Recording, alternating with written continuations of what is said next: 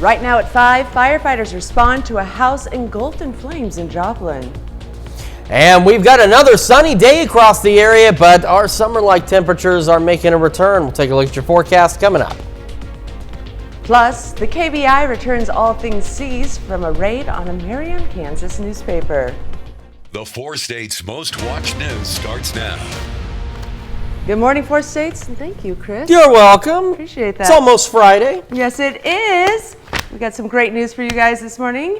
I'm Caitlin O'Shaughnessy. I'm Chris Warner, as you were about to say, and then I distracted you, but it is 5 a.m. That it is, Chris. That it is. Hey, and here's the thing. At least since you've been here, we haven't had one of those mornings where it was very 5 a.m. Yes. I mean, you know what If there is such a thing. You might figure it out. When Tanya was here, we would have those moments where sometimes it was 5 a.m. and then it was very 5 a.m. and it was just hard to, get off the ground. We haven't had that yet. Not yet. Not yet. And we've got some pretty decent weather across the area. We're going to take a very quick look at your forecast because there's not a lot going on other than the fact it is going to start to get hot. And as it gets hotter, we'll keep an eye on humidity and dew point levels because that's when we start to worry about heat advisories, the excessive heat warnings. We're not at that stage yet, but we do want to keep an eye on the temperatures over the next several days as they continue to rise. So this morning, a little bit warmer, about 10 degrees warmer or so than what we were yesterday. We're sitting at 68 in Joplin under mostly clear skies.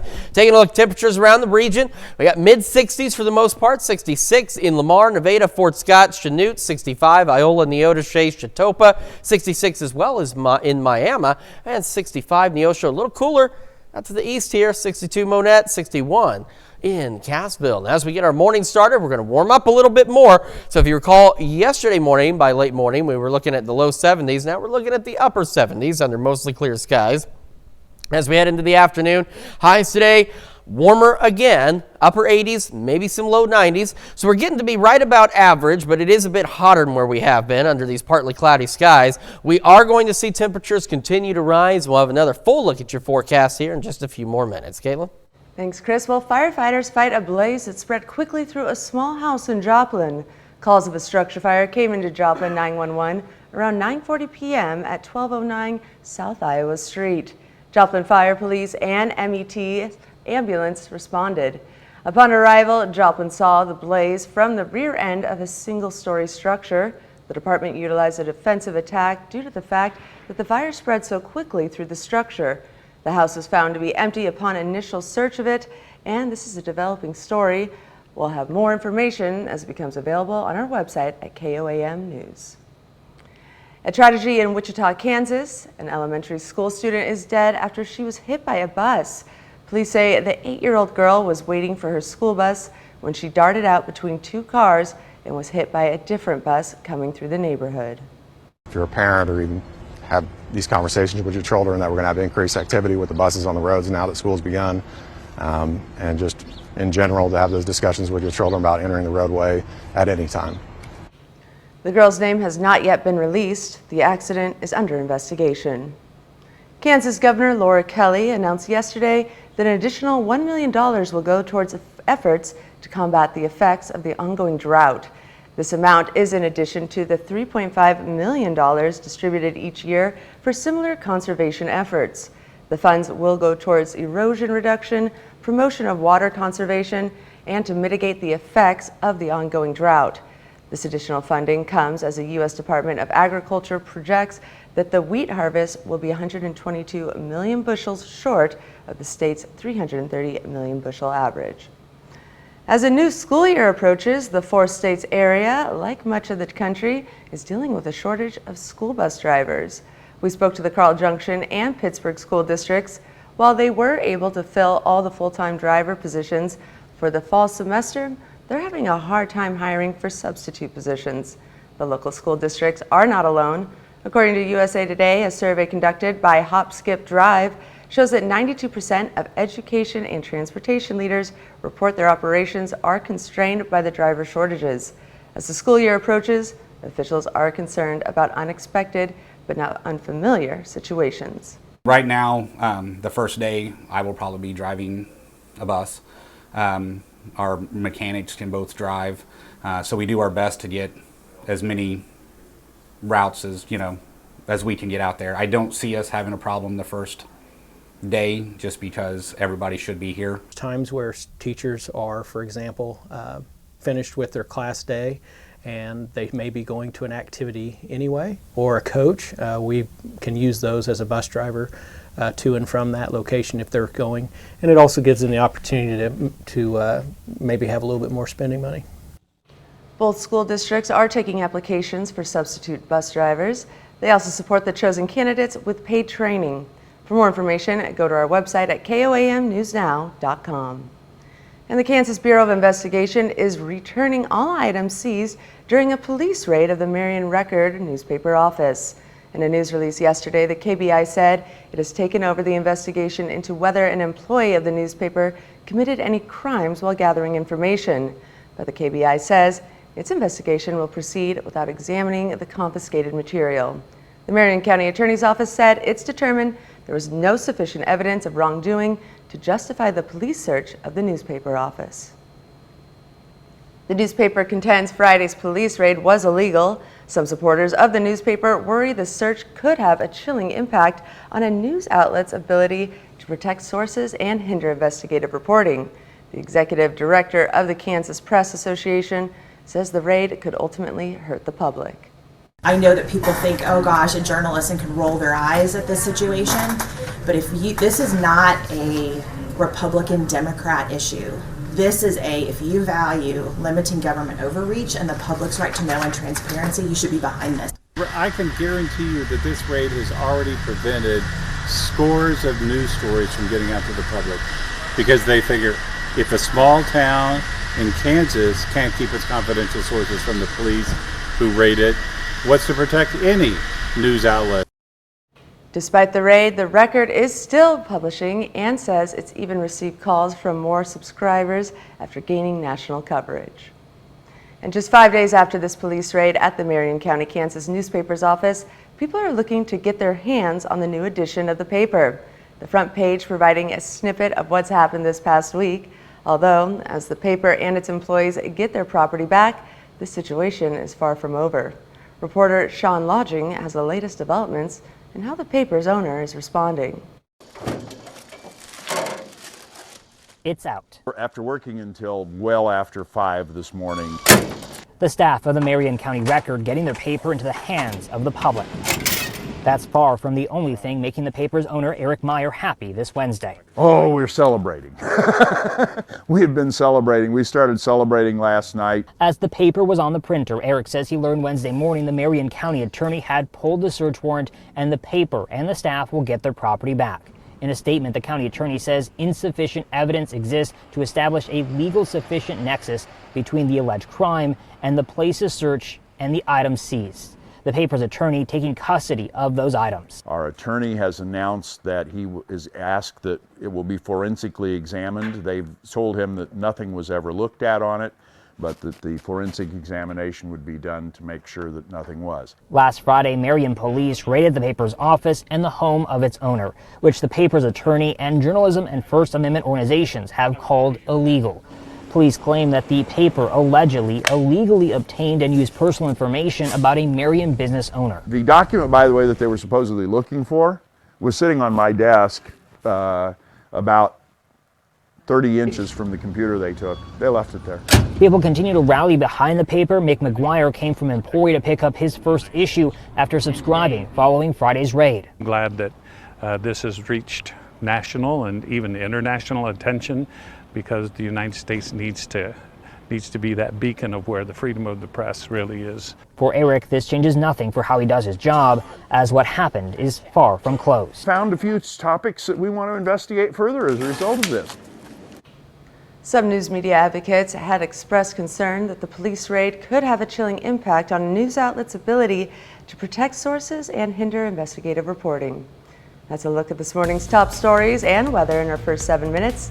Coming up on the KOAM Morning News. Pittsburgh State makes a big announcement. We'll have what it is. Plus, cancer rates in young women are on the rise. And the summer temperatures are back in the 4 states. We'll have what you can expect for the rest of this week and into the weekend with Chris. You're watching the KOAM Morning News. We'll be right back.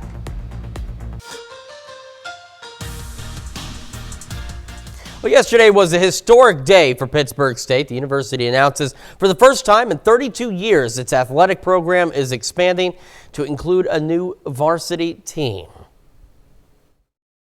Officially, we'd like to announce that as part of our sports program at Pittsburg State, part of Guerrilla Athletics, that we will field a competitive women's soccer team the fall of 2024, which is a long... Those are the words that start it all. A women's soccer program is coming to Pittsburg State. And that is something that those around the university have been asking for. Last year I met with about 700 students, and these were in focus group conversations. And the students almost in every session brought up, could we have soccer? Like, when can we start soccer at Pitt State? One of the points of emphasis mentioned by Athletic Director Jim Johnson is fielding a team that lives up to Pitt State's standard, competing for championships right away. The president and the athletic director talk about, we're going to be competitive from day one. That's music to the heart for a commissioner. As you know, we have a really strong conference in women's soccer, so the competition will be tough. But I loved what I heard this morning about from day one trying to be competitive in the conference, in the region, and competing for national titles. For now, Pitt State Athletics says they're focused on making a coaching search this winter and building a stadium where the land is that's currently set up for intramural soccer, located to the east of the baseball field at the Gene Bicknell Sports Complex. Now, we turn our direction to high school sports and softball, which is another season quickly approaching in Missouri. Yesterday afternoon, that brings us to Webb City High School, where the Cardinals are coming off a trip to the district semifinals a year ago. Webb City brings back 4 seniors this season after not having any seniors for the 2022 season. Cardinals went 17-19 a season ago. Webb City will open their season against Quapaw and McDonald County. Cardinals have another young group in 2023, but according to those inside the program, the future looks bright. Practices started off really well, and the girls are working really hard. Everyone's, competing for spots, and we've got a lot of depth, so that's good. We got a lot of pitching, so we've been doing a lot of live hitting and really working on our offense. I think we have a really bright future, and I think that we can go really far this season as long as we're working together. And I see a district championship in our future as long as all the pieces are clicking. Just been working on different positions. Everybody has been moving around because nobody has a set position yet, so it's just been kind of competitive. But we're all coming together as a team, and I can see that early on. And in pro sports, some good news for Chiefs fans. Wide receiver Justin Ross returns to practice yesterday afternoon and appeared to be a full participant. He was carted off the field with a leg or hamstring injury, according to head coach Andy Reid. The second-year wideout from Clemson, missed all of last season, with a foot injury. Still to come, Anthony Blinken talks to a detained Paul Whelan. Plus, we have another check of that forecast and when that summer heat will return when we return.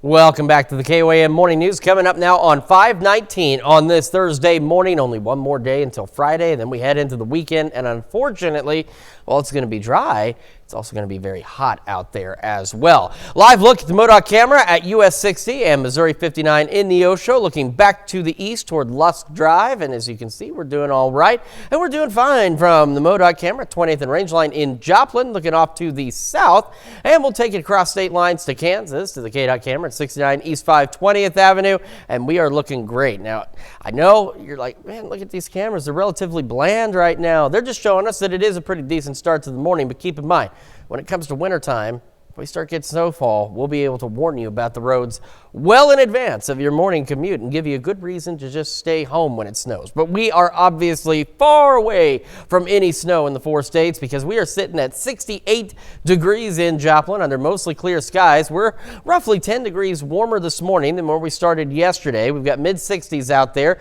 66 in Lamar, Nevada, Fort Scott, Chanute, 65 Yates Center, Neodesha, Chatopa, 66 Miami, 62 62 in Monette. A little cooler back in Cassville as well, back at 61 this morning. Now, as we get our morning started, we're going to start to climb. Now, yesterday we made it up into the low 70s by late morning. Now we're going upper 70s as we do continue to warm up across the area. While partly cloudy skies heading into the afternoon, and again a bit warmer, a little bit on the hot side, but about average for this time of year as we go into the upper 80s and lower 90s across the area. And even though we're going to have a much warmer day today, believe it or not, thanks to the clear skies, we don't have a thermal blanket to trap in some of that heat. And at least for this evening, we're going to cool back a little bit, back into the lower 60s across the area. And unfortunately, that does not prevent us from getting hot as we head over the next few days. Now, tomorrow, we're looking at more low 90s, maybe some mid 90s out there. So we start to get slightly above average as we head into our Friday. And then we get well above average heading into the weekend. We are looking at the possibility of triple digits as we head into Saturday and Sunday across the area. So if you do have weekend plans, do keep that in mind, that it is expected to be quite hot. And it's going to stay that way as we head into next week. Take a look at all these mostly clear sky icons. That is a lot of sunshine, and that is a lot of heat as we climb back into the upper 90s. And again, each day as we get closer, we'll keep a close eye on humidity and dew point levels, because we could be looking once again at some potentially dangerous heat index values as we head into the next few days as well. So something to keep in mind. Otherwise, take a look at this. We start to see at least some thunderstorm chances Thursday night and then again Friday night. And that also helps bring our temperatures back down a little closer to normal, back into the lower 90s. So between now and then, a lot of heat, a lot of dry weather, and then maybe some thunderstorm chances toward the end of next week. That's a quick check of your forecast. We'll be back with Health Watch right after this. Topping Health Watch this morning, 3 people have died in Connecticut and New York from a rare flesh-eating bacteria. Authorities say 2 people in Connecticut became infected and died after swimming in 2 separate locations on Long Island Sound. The virus was also detected in a person who died in Long Island, New York. Officials are still investigating to determine if that person contracted the bacteria in New York waters or elsewhere. The Vibrio vulnificus bacteria lives in warm, salty, or brackish water and comes from the same family as a bacteria that causes cholera. People with an open wound, such as cut or scrapes, a recent piercing, or a new tattoo are more likely to contact the bacteria. And more young women are getting cancer. That's according to a U.S. government-funded study of 17 National Cancer Institute registries. Researchers looked at more than 500,000 cases of early onset cancer between 2010 and 2019. The study found that overall, early onset cancers went up over that decade by an average of 0.28% each year. Young women in their 30s saw the biggest increase. Cases among men in the same age group declined. And a federal appeals court Wednesday ruled to restrict the abortion medication mifepristone. This decision wipes away a longer court's ruling that could have taken it off the market completely. Mifepristone is one of the drugs used to induce a so-called medical abortion. The court found the federal government did not follow the proper process when it loosened regulations on it in 2016.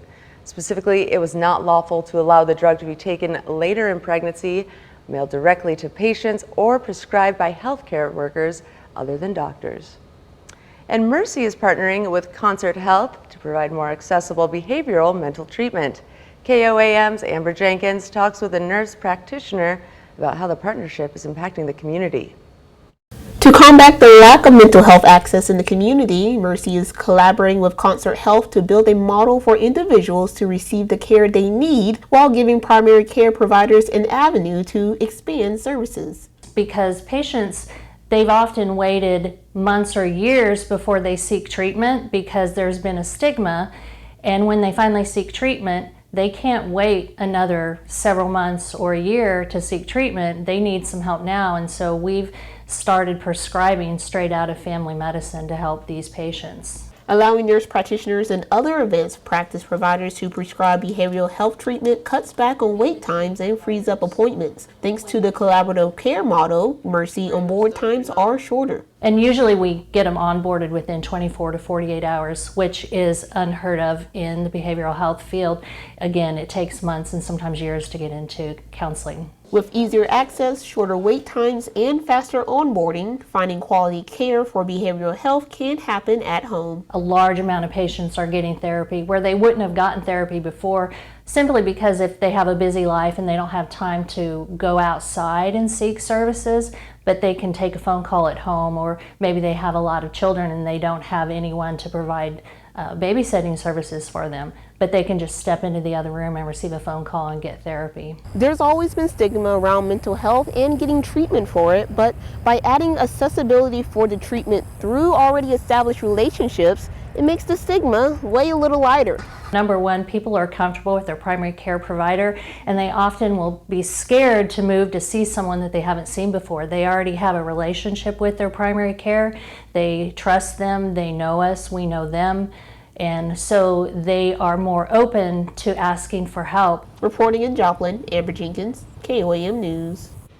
Mercy plans to implement the collaborative care model in Arkansas and Oklahoma by the end of this year. And that's a look at some of today's top health stories. You're watching the KOAM Morning News. And we are keeping our eye on warmer temperatures across the 4 states. We are looking at summer returning rapidly. We'll take another look at your forecast when the KOAM Morning News returns. Right now at 5:30, FSCC puts on a business expo for its students to learn more about the community of Fort Scott. We've got a pretty decent start once again across the 4 states. However, the heat is returning. We'll take a look at your forecast coming up. Plus, McDonald County hosts a job fair for those looking for new employment due to the Tyson factory shutting down. The 4 states' most watched news starts now.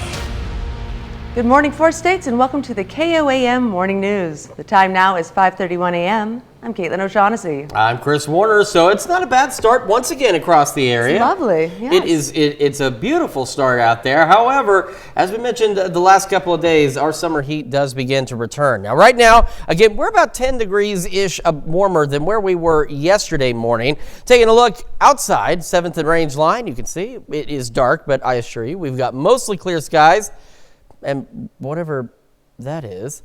And it is currently 68 in Joplin. I'll have to go check that out, see what that is. That's kind of interesting. We've around the region, we've got, again, a nice start. We're in the mid-60s for the most part. 65, Iola, Yates Center, Neodesha, Chetopa, Miami, 64, Pittsburgh, 67, Carthage, and 65 down in Neosho. As we get our morning started, we are going to have mostly clear skies. A little bit warmer, though, so we go into the upper 70s by late morning, and heading into the afternoon, we start to get a bit hotter. Now, again, we're right about where we should be today. We're about average, but it is warmer. Again, 89 for the high, maybe even some low 90s out there under partly cloudy skies. As we head into the evening hours, we are looking at mostly clear skies and again, a bit warmer. So we're 81 by 8 and 75 by 10. But despite the warmer day, we're going to have a cooler evening going back into the lower 60s tonight. And then as we look ahead, again, the heat really starts to pick up. We go low 90s tomorrow. So again, right about where we should be. And then we get back into the upper 90s, near 100 as we head into the weekend. So if you have weekend plans, make sure you are taking the appropriate precautions to stay safe as we heat back up. Caitlin? Thanks, Chris. New and returning Webb City teachers and faculty returned to the classroom yesterday for some back-to-school training. Yesterday, teachers and faculty were briefed on new safety strategies and school policies. School officials say this is an annual event that occurs to make sure teachers, faculty, and staff members are prepared for the new year. Today they're learning about teamwork, really is what they're doing. We did a lot of different activities that we don't normally do. We had brief opening session and then we allowed them to go with their teams and play different games. We had axe throwing, we were teaching how to shoot an arrow. They played board games, they had lawn games. Webb City kicks off the school year on Monday. And the city of Fort Scott held a business expo yesterday at the community college. Local businesses displayed the services they offer and promoted some job openings. The expo also gave the community college a chance to show support for its students. We do the Business Expo really so we can show the students the kind of support that they would have from our local community as they're going to school here. We do have a lot of students that are not originally from Bourbon County or even from one of our surrounding areas. The expo ran from 8 to 11:30 yesterday morning. Tyson workers who will lose their jobs come this October were shown a ray of hope yesterday as the McDonald County Chamber of Commerce put on a job fair. The job fair had almost 40 potential employers in attendance, all of whom are ready to give the people in Knoll a place to land. However, the job fair wasn't exclusive for Tyson workers and encouraged anyone looking for a fresh start. Granted, the Tyson is the predominant discussion on everybody's mind right now. But, there's always people that are looking to better themselves, looking to maybe change careers, change jobs. So our thought was, let's help everybody. Obviously this started because of Tyson, but it doesn't mean that we can't help other people. City officials in Knoll are still working on a plan to get a new business to take over the plant. College students are back on campus, and for international students at Pitt State, the welcome comes in the form of fried chicken.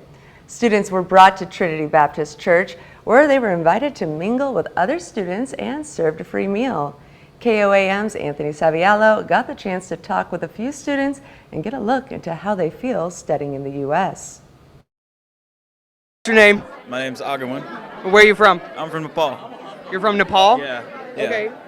So what's the biggest difference living in Nepal as opposed to being here in the U.S.? Well, in the U.S., I live alone. But in Taiwan, everything's small. It's really tiny, and when we go to the restaurant, we just have to walk 5 minutes. And the convenience store is everywhere. The Trinity Baptist Church is only one of the many organizations and businesses that play host to these students every semester.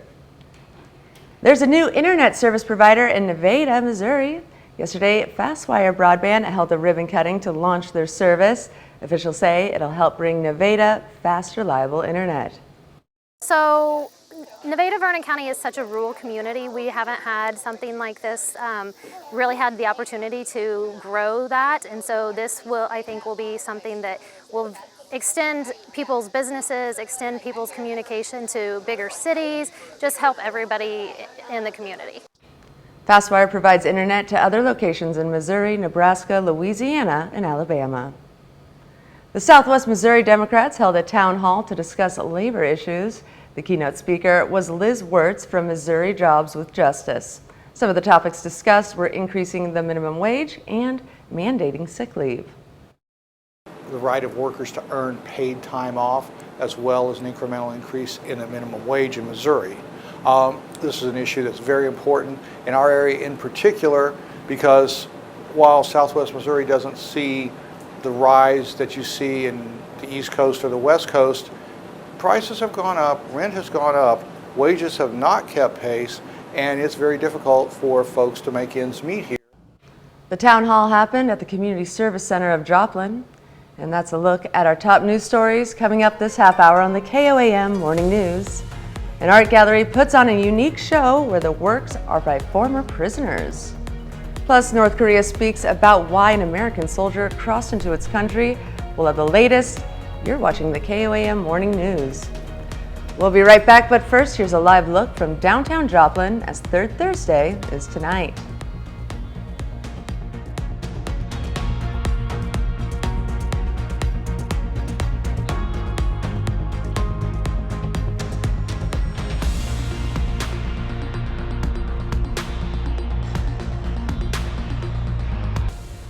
Topping World Watch, the majority of the controversial buoys put in the Rio Grande River under Texas Governor Greg Abbott's border initiative were put in Mexican territory.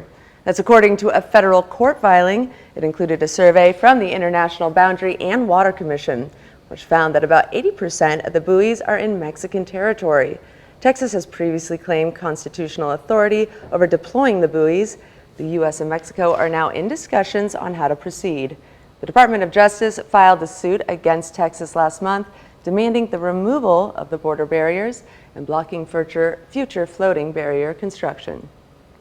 U.S. Secretary of State Anthony Blinken spoke on the phone with Paul Whelan, a U.S. citizen who was wrongfully detained in a Russian prison. The former Marine has been in Russian custody for more than 4 years, accused of espionage. A source says Blinken spoke with Whelan, who was at a remote prison camp yesterday. Blinken reportedly told Whelan, quote, "Keep the faith, and we're doing everything we can to bring you home as soon as possible." end quote. This is the second time Blinken has spoken to Whelan. The Biden administration has been waiting on a response from Russia about a serious proposal for Whelan's release, but the Kremlin has not responded in a significant way. North Korea claims a U.S. Army private who darted into its territory was seeking refuge after being mistreated by the American military. It's the first time Pyongyang has confirmed Travis King is in the country. Paula Hancock reports.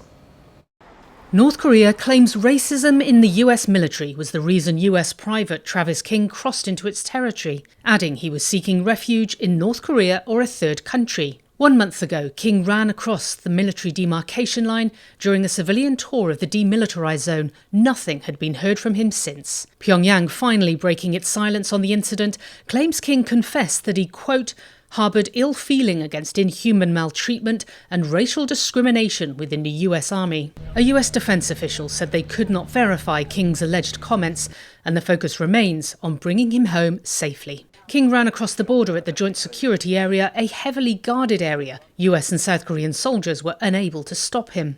Pyongyang claims King is, quote, disillusioned at the unequal American society. There are no direct statements from King or details of his whereabouts or condition. King had faced assault charges in South Korea, serving around 50 days in a detention facility.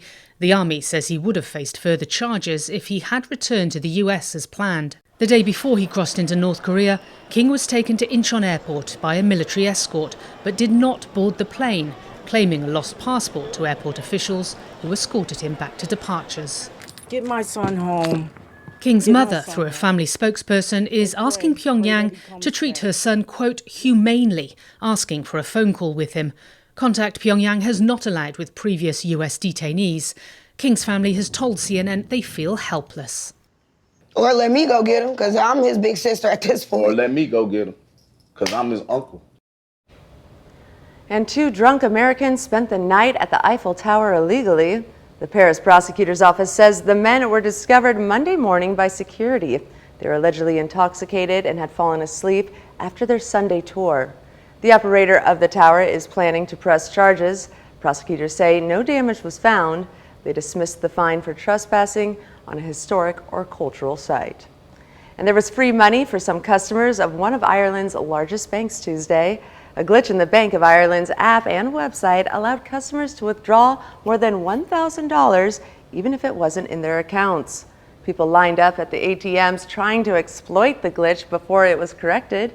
The bank did fix the problem and said it will debit the money from any account holder who withdrew money that did not belong to them. Some other customers complained they weren't able to access their accounts Tuesday for legitimate purposes. And that's a look at some of your biggest headlines from around the world. We'll be right back. Welcome back to the KOAM Morning News. Coming up now on 5:47 on this Thursday morning. We are about 4 seconds away from that. And that means we are yet much closer to our Friday here in the 4 states. And unfortunately, as we head toward the weekend, it also means increasing temperatures. Live look at the MoDOT camera, US 60 and Missouri 59 in Neosho. South side looks great. Same from the MoDOT camera at 20th and Rangeline in Joplin. And the KDOT camera at 69 East 520th Avenue. Does show that traffic is moving right along, and that's what we like to see, is we want them to be moving. As we take a look outside at our camera at 7th and Rangeline, we've got ourselves a pretty nice start, mostly clear skies, sitting at 68, so we are a bit warmer than where we have been the last couple of mornings, but still not bad out there. Got low to mid 60s across the region, even some upper 60s. We got 64, Pittsburgh, Parsons, Iola, Yates Center, and Sedan. 65, Neodesha, Chatopa, Miami. 62, Monette. 67, Carthage, and 66. Excuse me, it's the coffee. I'm making it now. It's not Ron's coffee, and it has a totally different effect on me, and it's not a good effect. We've got mostly clear skies as we go through the morning. We're going to go upper 70s as we head into the late morning. So yesterday, if you remember, we were going low 70s, so we are on the upward trend, unfortunately, with those temperatures. Summertime does return. We're going to be hotter today, but we're going to be closer to average, at least for today, as we go upper 80s, low 90s with partly cloudy skies across the area. Then we go into the evening hours, and we've got a warm evening. morning. We're 86 at 6, 81 by 8, and 75 by 10 o'clock. And we'll eventually cool back into the lower 60s for our overnight lows. So not a bad overnight once again. However, our temperatures will continue to heat up as we go over the next couple of days here. We go into the low 90s tomorrow. So we're looking to be maybe just a wee bit above average for our Friday. And then Saturday and Sunday say, hold my drink.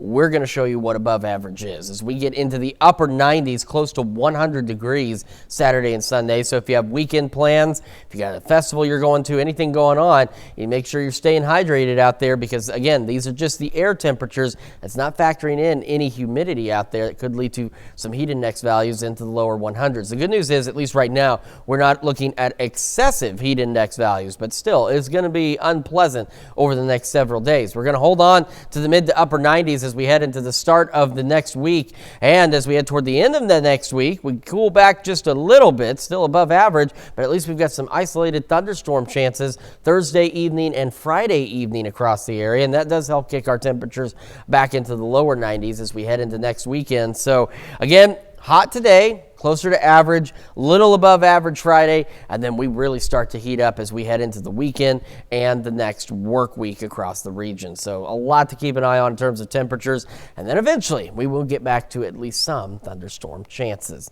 That's a quick check of your forecast. We'll be right back after this, but first, we're going to take another live look from historic downtown Joplin. As you see, third Thursday, what happens tonight?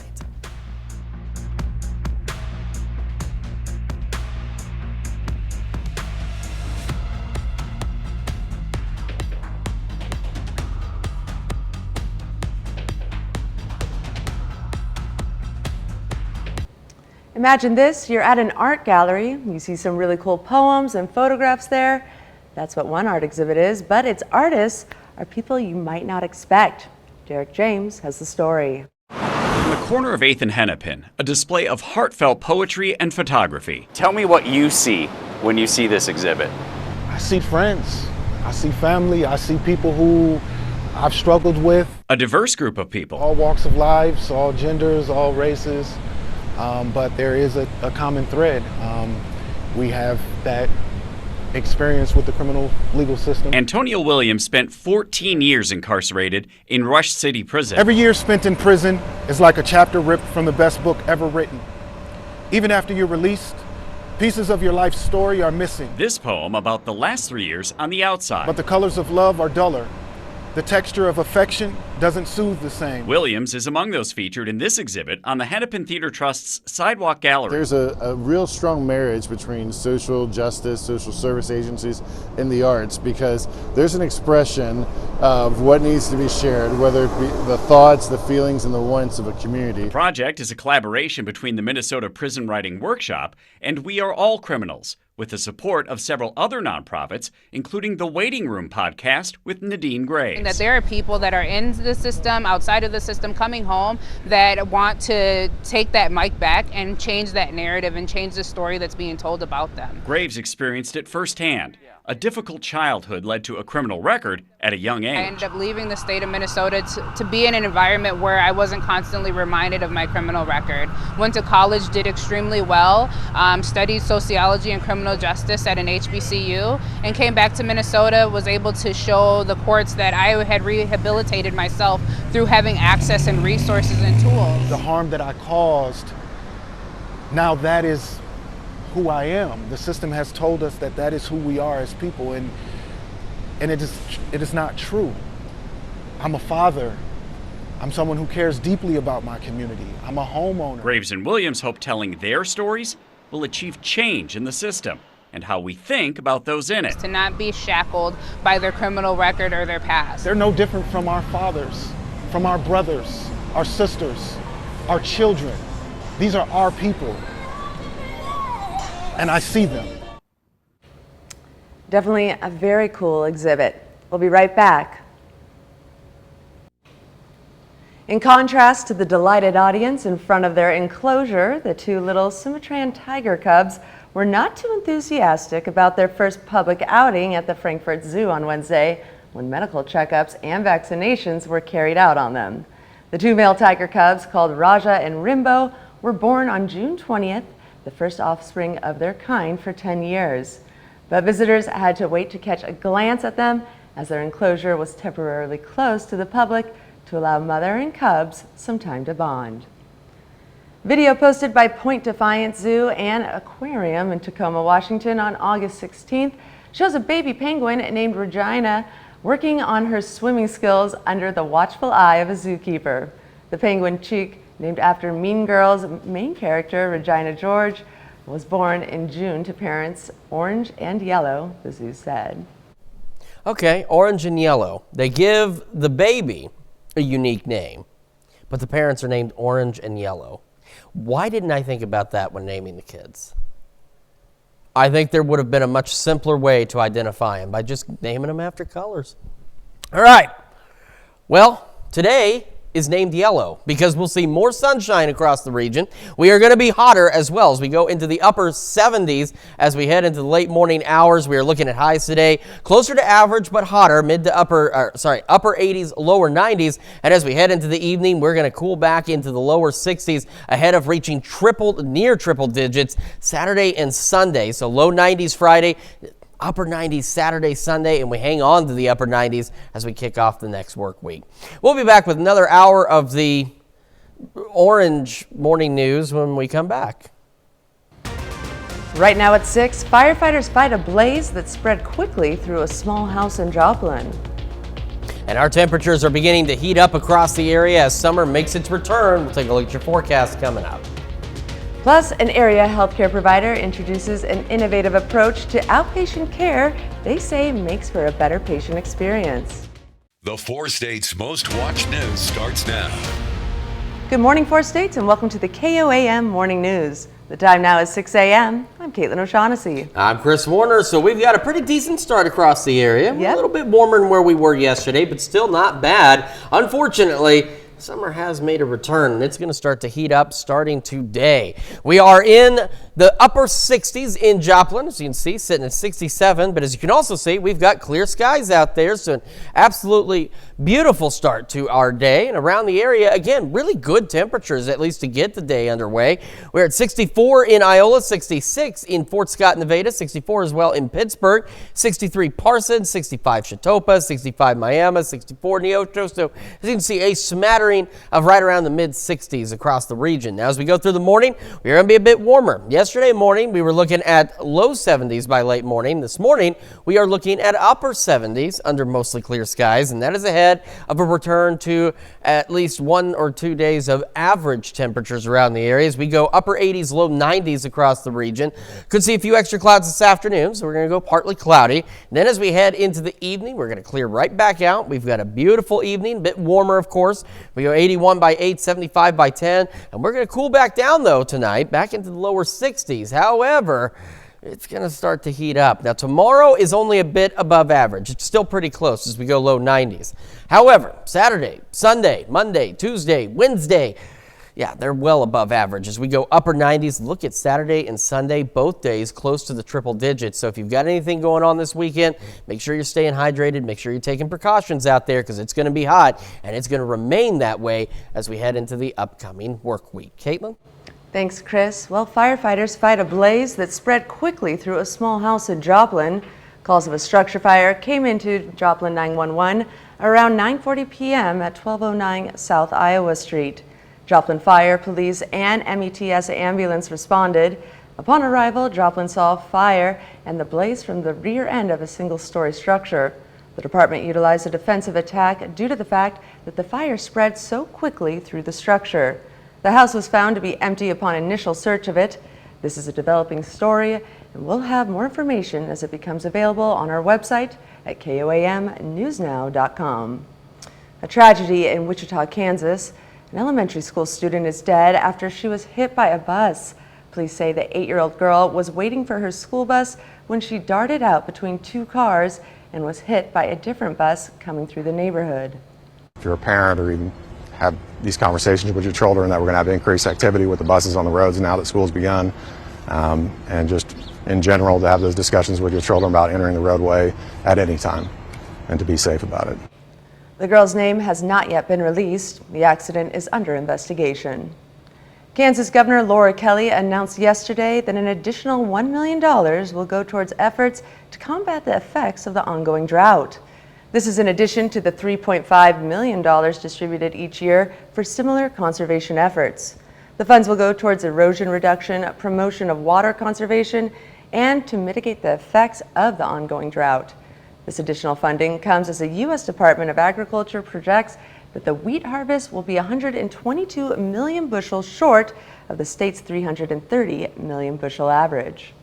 In the 4 states area, as much of the country is dealing with a shortage of school bus drivers. We spoke to the Carl Junction and the Pittsburgh school districts. While they were able to fill all their full-time bus driver positions for the fall semester, they're having a hard time hiring for substitute positions. The local school districts are not alone. According to USA Today, a survey conducted by Hop Skip Drive shows that 92% of education and transportation leaders report their operations are constrained by the driver shortages. As the school year approaches, officials are concerned about unexpected but not unfamiliar situations. Right now, the first day, I will probably be driving a bus. Our mechanics can both drive, so we do our best to get as many routes as we can get out there. I don't see us having a problem the first day just because everybody should be here. Times where teachers are, for example, finished with their class day and they may be going to an activity anyway, or a coach. We can use those as a bus driver to and from that location if they're going, and it also gives them the opportunity to maybe have a little bit more spending money. Both school districts are taking applications for substitute bus drivers. They also support the chosen candidates with paid training. For more information, go to our website at koamnewsnow.com. And Mercy is partnering with Concert Health to provide more accessible behavioral mental health treatment. To combat the lack of mental health access in the community, the partnership aims to build a model for people to receive the care they need while giving primary care providers an avenue to expand services. Allowing nurse practitioners and other APPs to prescribe behavioral health treatment cuts back on wait times and frees up appointments. They've often waited months or years before they seek treatment because there's been a stigma, and when they finally seek treatment, they can't wait another several months or a year to seek treatment. They need some help now, and so we've started prescribing straight out of family medicine to help these patients. Mercy plans to implement the collaborative care model in Arkansas and Oklahoma by the end of this year. Tyson workers were able to talk with potential new employers yesterday. KOAM's Anthony Saviello has the story. With the Tyson plant in Knoll set to close in just over 2 months, 1,500 workers are now looking to find new jobs. However, that search may not be as difficult as they thought. We wanted the community to know that the business world and the community is behind them, so we figured we had to do it quickly. And basically we just sent the word out, put a sign-up form on the website, and the calls started coming in. The McDonald County Chamber of Commerce organized this job fair in just 1 week to hopefully alleviate some of the stress put on Tyson employees who will soon be without work. However, the fair was not exclusive and invited all who sought to find a job. Our thought was, let's help everybody. Obviously this started because of Tyson, but it doesn't mean that we can't help other people. And so we've had a lot of people reach out asking that same question. But this is here to help everybody. One of the Tyson workers that I spoke with said that he'd been at the Tyson plant for almost 27 years. And now that it's shutting down, he's hopeful to find a new job quickly. In September, we will have probably 3,000 jobs represented at that job fair, all within driving distance of here. So if somebody wants to work, the opportunity will be there to work. Despite the hardship that's set to come with the closing of the Tyson plant in the next couple of months, one thing's for sure, there's hope for the people in the town of Knoll. Reporting in Knoll, Missouri, I'm Anthony Saviello, KOAM News. There will be another job fair in September. And that's a look at this morning's top stories and weather in our first 7 minutes. Coming up on the KOAM Morning News, there are now at least 111 confirmed deaths as a result of the wildfires that ripped through West Maui last week. Plus, the North Carolina legislature voted to override the governor's veto of 3 bills targeting transgender youth. And Chris Warner returns with another look at your Thursday forecast. You're watching the KOAM Morning News. We'll be right back, but first, here's a live look from downtown Joplin as Third Thursday is tonight.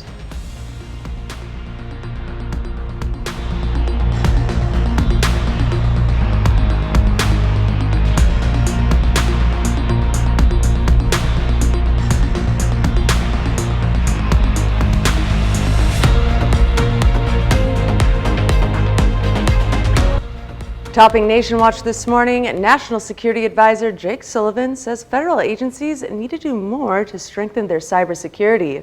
In a memo Wednesday, Sullivan says multiple federal departments and agencies failed to fully comply with critical security practices issued in an executive order. The order, which was given in May 2021, required agencies to implement a series of security practices that make it harder for hackers to break in. It also requires federal contractors to raise their cyber defenses to continue working with the government. The order came after the Biden administration faced multiple damaging hacks in the first months of being in office. In Wednesday's memo, Sullivan asked agencies to provide a detailed plan for implementing the executive order by the end of September. And new lawsuits filed in connection to the racist mass shooting that killed 10 people at Tops grocery store in Buffalo, New York last year. Attorneys representing survivors and a family member of one of the victims who died in the May 2022 attack filed the suits Tuesday in Erie County State Supreme Court, alleging that social media companies Reddit and YouTube, Google gun companies, and the defendant's parents facilitated and equipped the 18-year-old Peyton Gendron from the mass shooting. The civil lawsuit seeks punitive and compensatory damages. Gendron was convicted and sentenced to life in prison in February. The North Carolina legislature voted Wednesday to override Governor Roy Cooper's veto of 3 bills targeting transgender youth. The votes in the House and Senate passed largely along party lines.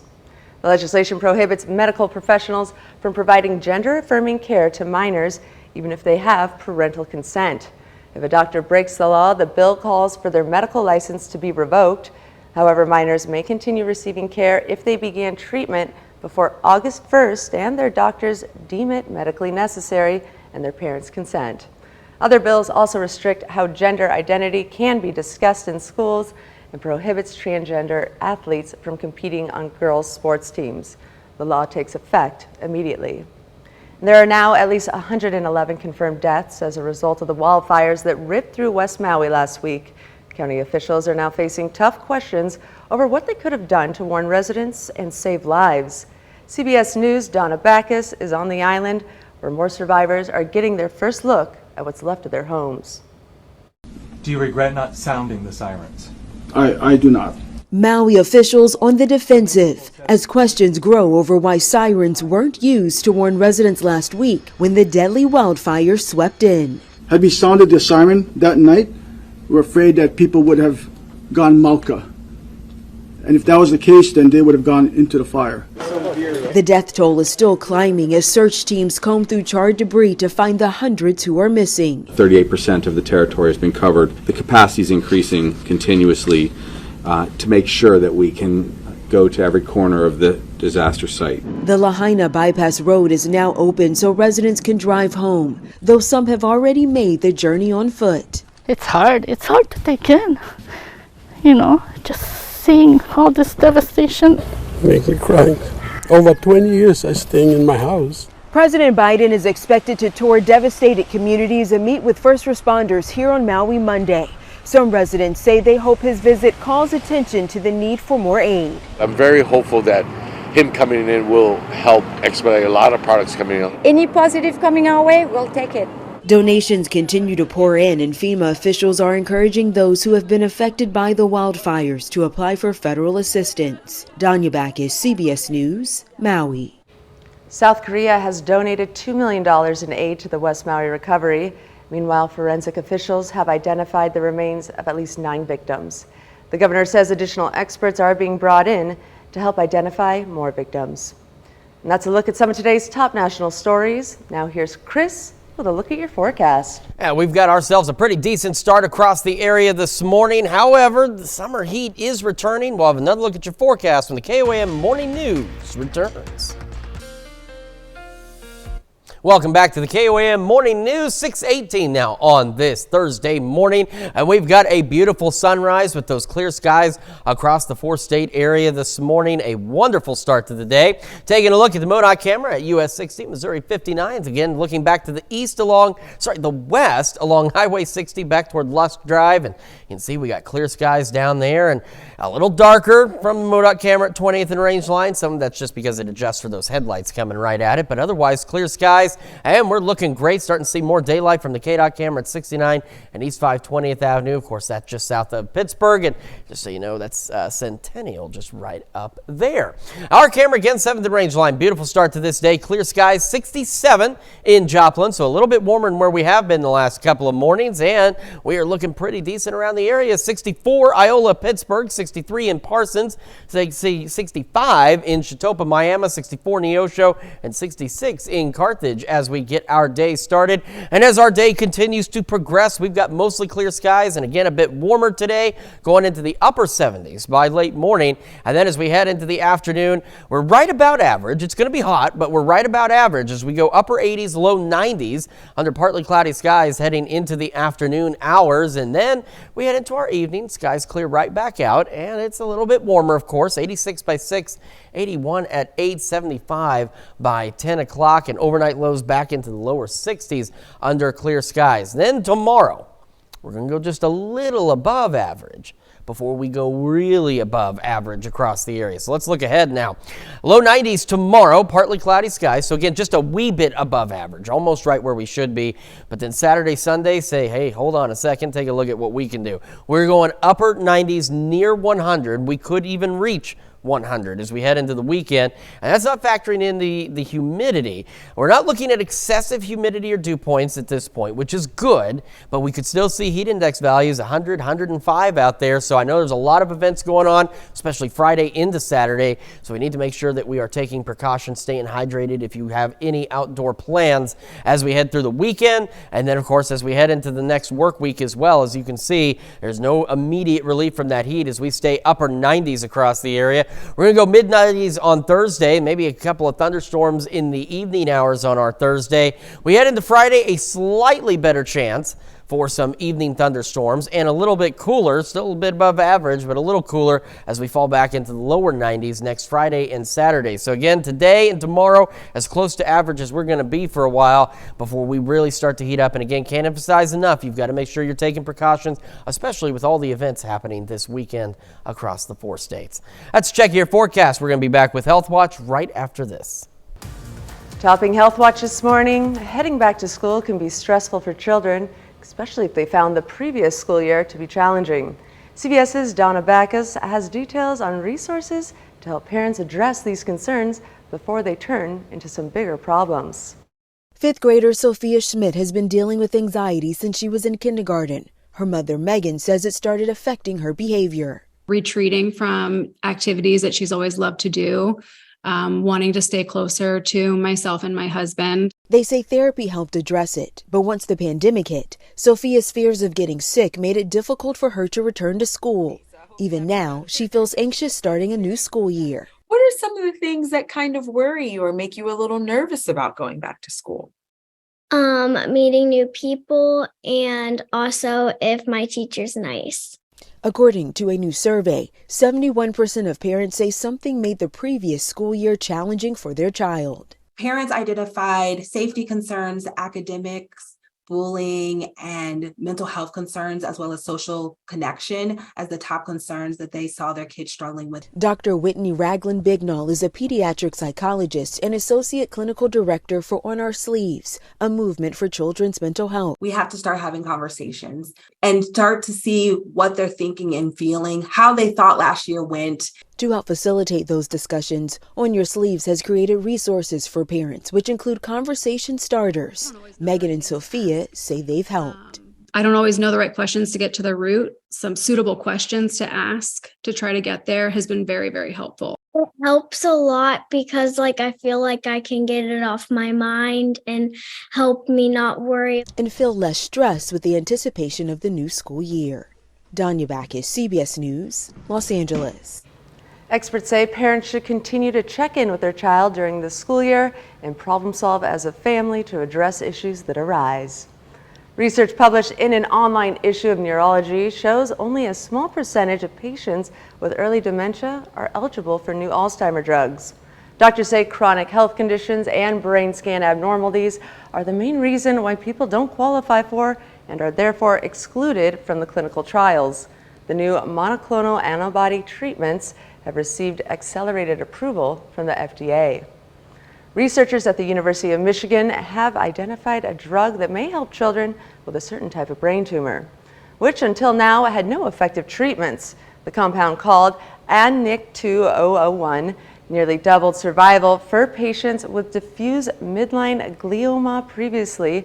The only available treatment was radiation, and that presented challenges because the tumors are usually located in brain regions with critical functions. And there's a new smartphone app designed to help people, especially college students, cut down on heavy alcohol use. Students in Switzerland who used the app say they reduced their drinking significantly. It allowed them to, among other things, monitor and record their alcohol consumption and set goals for healthier drinking habits. That's a look at some of today's top health stories. You're watching the KOAM Morning News. And we're taking a live look at the MoDOT camera at 20th and Range Line in Joplin as the sun rises on another sunny but hotter day across the 4 states. We are looking at highs. They're going to be hot again today, or hotter today, I should say, but they're going to be close to average, and they're going to be somewhat average tomorrow ahead of a significant warm-up. We'll take another full look at your forecast as soon as we come back. Right now at 6:30, Nevada, Missouri brings a new brand of broadband service to the community. Well, we've got ourselves a pretty decent start across the 4 states. However, our temperatures are going to start rising. We'll have the latest on your forecast coming up. Plus, a Pittsburgh church welcomes international students to the area with a dinner. The 4 states' most watched news starts now. Good morning and welcome 4 states to the KOAM Morning News. The time now is 6:29 a.m. I'm Caitlin O'Shaughnessy. I'm Chris Warner. It is Thursday. We are almost to our Finally Friday. Getting very close to that. We are indeed, and we've had some really decent weather this week, honestly. That's right. In terms of our temperatures, it's not been too bad. Unfortunately, it's summertime, and summertime has to make a return, and it is going to begin to do so as we head into our afternoon today. All right, live look outside at our camera, 7th and Range Line. The sun progressively rising. Here comes the bird, and there goes the bird. All right. We saw some bees on this thing the other day, and there was a spider on our camera here at the station, and they are really creepy when they're right on top of the camera, because they're huge. They look spooky. I don't like them.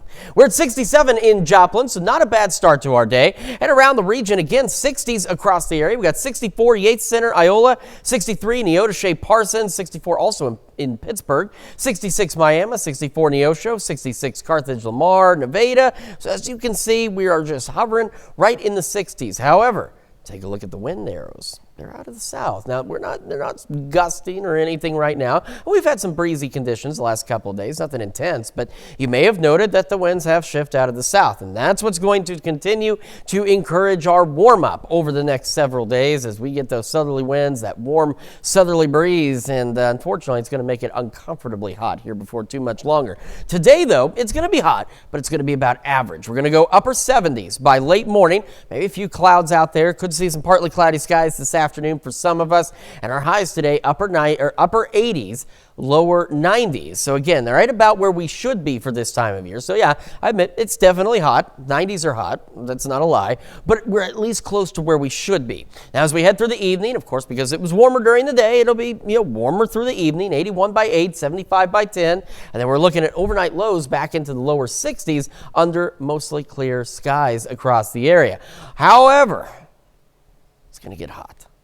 I don't want to tell you about it, but we have to tell you because you need to be ready for this. We're going to go low 90s on Friday. So some of us may be just a wee bit above average on our Friday. And then Saturday, Sunday, Monday, Tuesday, Wednesday, most of next week, we go upper 90s, and we're looking at the potential for triple digits Saturday and Sunday across the area. So there's a lot of activities going on, especially Friday into Saturday around the region. So if you have any weekend plans, you just got to make sure you're staying hydrated, taking precautions out there. The good news is at this point, we're not looking at any excessive heat or excessive humidity out there. So we could still see heat index values Saturday, Sunday, even into next week, that 100 to 105 range. So it's uncomfortable. That can still be dangerous, but we're not looking as bad as it was a couple of weeks ago. We'll hold on to the upper 90s near 100 all the way through at least Wednesday. Then we cool back just a little bit as we go Thursday, Friday, Saturday next week, and we see some thunderstorm chances Thursday evening and again on Friday evening. So again, just be prepared for the heat, especially if you have weekend plans. Caitlin? Thanks, Chris. Well, the Kansas newspaper contends Friday's police raid was illegal. Some supporters of the newspaper worry the search could have a chilling impact on a news outlet's ability to protect sources and hinder investigative reporting. The executive director of the Kansas Press Association says the raid could ultimately hurt the public. I know that people think, oh gosh, a journalist can roll their eyes at this situation, but this is not a Republican-Democrat issue. This is if you value limiting government overreach and the public's right to know and transparency, you should be behind this. I can guarantee you that this raid has already prevented scores of news stories from getting out to the public because they figure if a small town in Kansas can't keep its confidential sources from the police who raid it, what's to protect any news outlet? Despite the raid, the Record is still publishing and says it's even received calls from more subscribers after gaining national coverage. And the Southwest Missouri Democrats yesterday held a town hall to discuss labor issues. The keynote speaker was Liz Wirtz from Missouri Jobs with Justice. Some of the topics discussed were increasing the minimum wage and mandating sick leave. The right of workers to earn paid time off, as well as an incremental increase in the minimum wage in Missouri. This is an issue that's very important in our area in particular because while Southwest Missouri doesn't see the rise that you see in the East Coast or the West Coast, prices have gone up, rent has gone up, wages have not kept pace, and it's very difficult for folks to make ends meet here. The town hall happened at the Community Service Center of Joplin. The city of Fort Scott held a business expo yesterday at the community college. Local businesses displayed the services they offer and promoted some job openings. The expo also gave the community college a chance to show support for its students.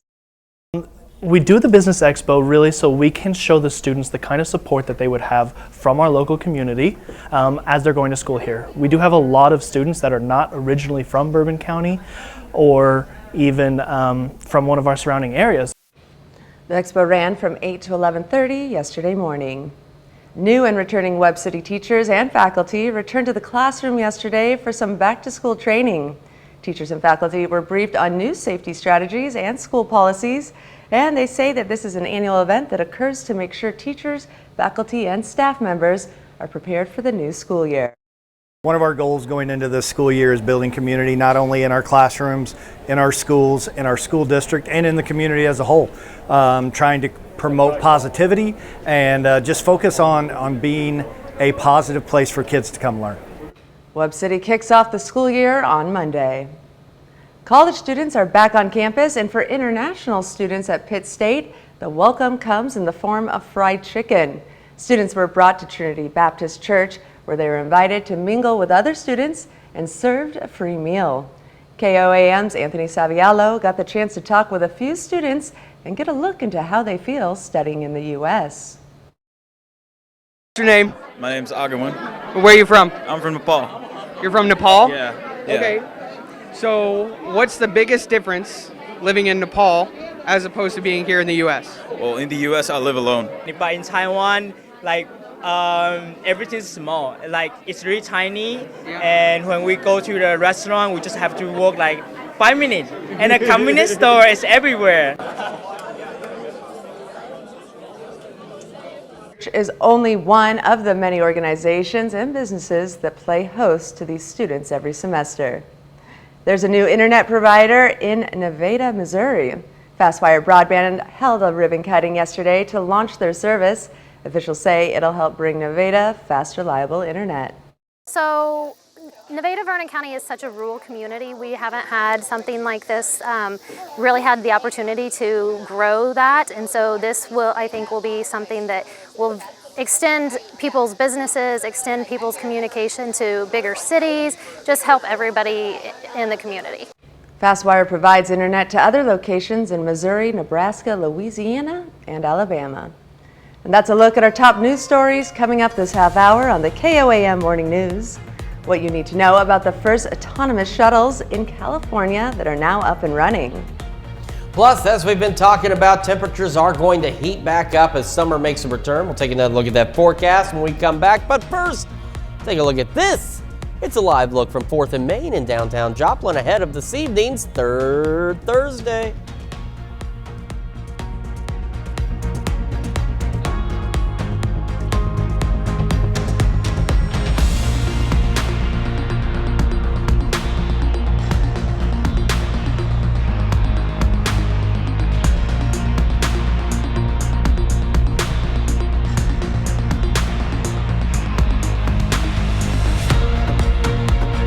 In Consumer Watch this morning, the first autonomous shuttles in California are now up and running.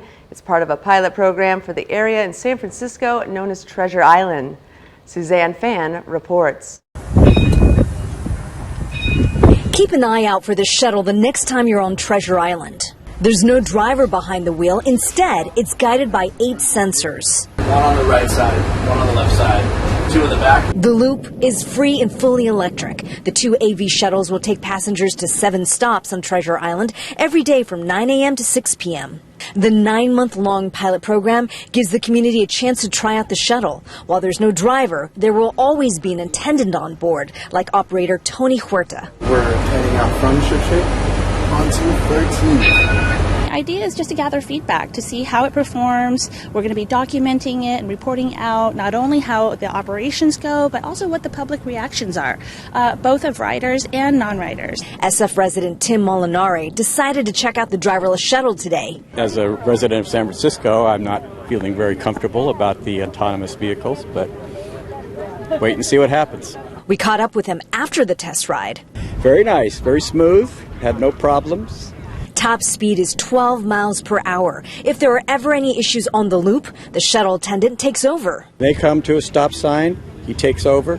When they have to get around a utility truck, which we did, he takes over. So it is not absolutely autonomous. These shuttles can hold as many as 10 people, and they're also ADA accessible. Accessible transportation for everyone in the Bay Area is vital. It was great. It was quick. There are wheelchair securements just as there are on buses over in San Francisco. As the population on Treasure Island grows and new housing developments go up, local leaders and residents say having transportation in place is key. Eventually, the shuttle will connect to our transit center and to our ferry, and we'll have connections to the buses that go to the mainland and the buses that go to the East Bay. It's all about connection. On Treasure Island, Suzanne Fawn, ABC 7 News. And Gree Electric Appliances of China is recalling more than 1.5 million dehumidifiers after they were linked to nearly 24 fires. The recall impacts dozens of models made between January 2011 and February 2014, sold under brand names including Kenmore and GE. Separately, the Consumer Product Safety Commission is warning about the continued risk of Gree dehumidifiers that have been linked to 450 fires and possibly 4 deaths. The discount supermarket chain Aldi is purchasing about 400 grocery stores. The German company says it's taking over operations of all Winn-Dixie and Harvey's supermarkets in Florida, Alabama, Georgia, Louisiana, and Mississippi. The chain plans to have more than 2,400 stores in the U.S. by the end of the year. And Chick-fil-A has announced 2 new menu items. The honey pepper pimento chicken sandwich will feature an original chicken filet topped with pimento cheese and pickled jalapenos on a toasted bun with a sweet honey drizzle. Caramel Crumble is the new fall milkshake with butterscotch, caramel flavors, and blonde crumbles hand-spun with the chain's iced cream dessert. Those items will hit the menu on August 29th. And that's it for Consumer Watch. Now here's Chris Warner with another look at your forecast. Yeah, we've got ourselves a great start across the 4 states this morning, taking a live look at the MoDOT camera. It's US 60, Missouri 59 on the south side of Neosho. Of course, it's looking back to the west along 60 toward Lusk Drive. Beautiful start to the day. Summer temperatures begin to return today, and then it really starts to heat up. And we'll take another full look at your forecast in just a moment. It's almost time to celebrate birthdays and birthdays and anniversaries. Those are coming up after the break. But first, we're going to get more coffee. And where are they? They are not down there right now, but I promise you, these folks are getting ready for CBS Mornings, and they're going to tell us what's coming up. I'm Nate Burleson. Coming up on CBS Mornings, we continue to celebrate 50 years of hip-hop with rapping trailblazer MC Lyte, and go back to the future with Broadway star Roger Bart. That's coming up on CBS Mornings. All right, time for some Thursday birthdays here in the 4 states. And we are going to begin in McCune with Austin Egbert. Happy birthday. And happy birthday to Amy Ross over there in Columbus, Kansas. And Kate Kemp, a 2nd grade teacher in Baxter Springs, getting ready to celebrate the new school year and celebrating a birthday. Happy birthday, Kate. And over in Chautauqua, Kansas, happy birthday to Linda Crocker. And in Commerce, we've got Chris Corbett celebrating birthday number 45. It says here, happy birthday to the best dad and papa all around. Love, Chloe, Aaliyah, and Christopher. And we have a loving couple, Michael and Brandy Sliger, celebrating their 18th anniversary. Congratulations, you two. And over in Columbus, Rick and Mary Jane Parmalee celebrating their 51st wedding anniversary. Very happy anniversary to the Parmalees. And we got a birthday right here in-house with our KOAM technical media operator. Happy birthday, James Robinson. James Robinson puts up with more stuff from us than anyone else. Yes. Except maybe Tim. Tim has to tolerate us too. But very, very happy birthday, James. We're always so excited to see you when you're here and very disappointed when you're not. We also have one more birthday. Our neighbor in Crestline, Taylor Darnell, celebrating birthday number 23. That wasn't a bad list, and we'd like to continue to see great lists. Caitlin, how can they help us with that? Well, just submit your birthdays and anniversaries to birthdays@KOAMnewsnow.com and be sure to include pictures and a brief message. And of course, while you're on our website, why not take an opportunity to sign up for this thing, the KOAM Birthday Club. You get special deals from local businesses. Additionally, you get a special birthday message from your friends here at KOAM. All you need to do is head over to KOAMnewsnow.com and sign up for that birthday club today. All right. Let's take a tour around the 4 states with the number of cameras we have at our disposal. First, ours at 7th and Rangeline. The sun is rising, my nose is itching, and things are looking pretty great out there so far this morning. And as we look at the MoDOT camera, US 60 and Missouri 59 on the south side of Neosho. Again, looking back to the west, there's Lusk Drive, there's the Walmart, you've got Aldi on the other side, and we've got clear skies and clear roads so far. And the MoDOT camera, 20th and Rangeline, looking back toward the south toward the bridge. It looks pretty good. Like we said, the cars are moving, and that's always the most important thing, is traffic is moving, unless one of the cameras freezes up. And then it looks a little bit odd. And the KDOT camera, US 69 and East 520th Avenue, just south of Pittsburgh, Kansas, also looking pretty darn great this morning. And we've got great temperatures to go along with all those great views. See? It's 67 in Joplin. Not bad. A little warmer than yesterday, but not bad at all. We've also got that south breeze at about 8 miles an hour. And we've had some breezy conditions the last couple of days, but thankfully nothing too crazy. We've got 60s all around. 64 in Iola, Pittsburgh, 66 Chanute, 63 Parsons, Neodesha, 66 Miami, 64 Neosho, and 66 Carthage, Lamar, and Nevada. Now, as we get our morning started, and it's going to start to warm up. Yesterday, we made it right around the low 70s by late morning. Today, under these mostly clear skies, we are looking at the upper 70s across the area. And as we head into the afternoon, it's going to be hot, but it's going to be seasonably hot. If you understand what I mean. We're talking average temperatures. So we go upper 80s, lower 90s, maybe some partly cloudy skies out there for some of us. Then as we head into the evening, skies clear out once again. We're a little warmer through the evening, of course, because it's warmer today. And then we go back into the low 60s tonight. We're just slightly above or right at average again tomorrow as we go into the low 90s with partly cloudy skies. And then we head into the weekend. We're absolutely serious. You got to take precautions. Make sure you're staying hydrated because we're looking at temperatures right at 99, perhaps even close to 100 degrees. And we're talking heat index values. They're low, but we're looking at maybe 100 to 105 as we head into the weekend. So just be prepared, especially if you've got some outdoor plans. And those triple digits last with us all the way through the middle of, or sorry, not triple digits, thankfully, but still hot conditions hang out until the middle of next week. Well, coming up when the KOAM Morning News makes the switch over to Fox 14 at 7 a.m., we'll tell you why a World War II veteran has more than 700,000 followers on TikTok. Here's a check of today's top headlines, the news you need to know before you head out the door. Firefighters fight a blaze that spread quickly through a small house in Joplin. Calls of a structure fire came into Joplin 911 around 9:40 p.m. at 1209 South Iowa Street. Joplin Fire, Police, and EMTs responded upon arrival. Joplin Fire saw the blaze from the rear end of a single-story structure. The department utilized a defensive attack due to the fact that the fire spread so quickly through the structure.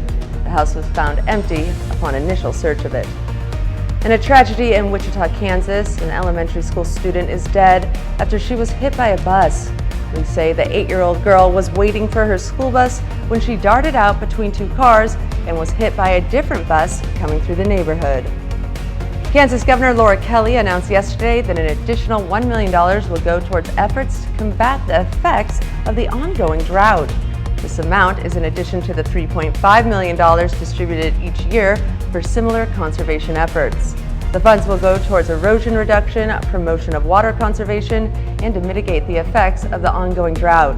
This additional funding comes as the U.S. Department of Agriculture projects that the wheat harvest will be 122 million bushels short of the state's 330 million bushel average.